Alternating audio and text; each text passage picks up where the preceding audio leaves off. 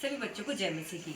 बच्चों, पिछली बार हमने एलीजा भविष्यवक्ता के बारे में पढ़ रहे थे और हमने आखिरी में पढ़ा था कि वो जरेफात में एक विधवा स्त्री के पास घर में जाके रहता है और वहाँ उससे खाने के लिए मांगता है। लेकिन विधवा स्त्री का जो बेटा है, कुछ दिनों बाद, 1-2 दिन बाद उसकी मृत्यु हो जाती है और जो एलाइजा है उसको वापस उस बच्चे को मृत में से जीवित कर देता है।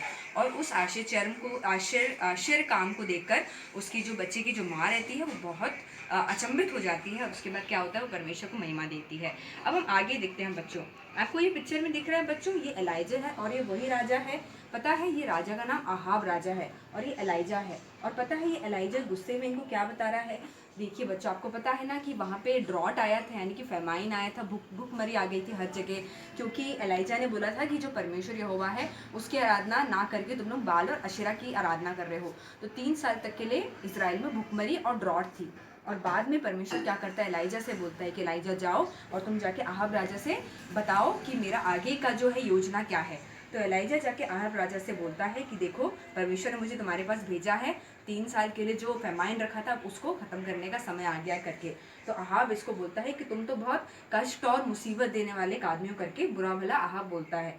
लेकिन देखिए बच्चों, इसके बाद क्या होता है, वो जो 3 साल के गैप के बाद जब एलीजा आहाब से मिलता है, उसके बाद देखिए एलीजा का ये प्लान रहता है, एलीजा का, कि सब लोगों को इकट्ठा किया जाए, यानी कि इजराइल में खास करके वो लोग जो बाल और अशेरा की पूजा करते हैं, आराधना करते हैं, सच्चे परमेश्वर को नहीं जानते, और उनसे ये कहते हैं कि देखो, तुमने बहुत बड़ी गलती करी है कि जो यहोवा तुम्हें मिस्रियों में से लेके आया था उनको छोड़कर, उसको भूल कर तुम एक गलत भगवान की पूजा कर रहे हो जो कि है ही नहीं।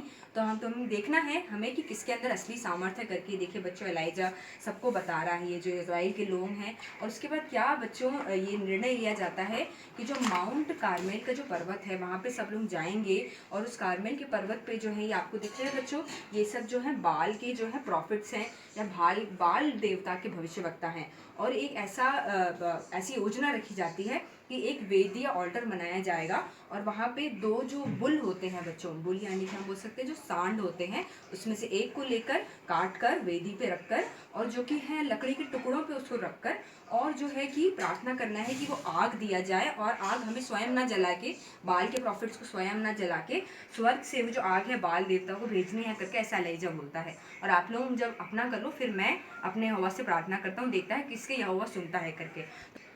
बच्चों, ये जो बाल देवता के जो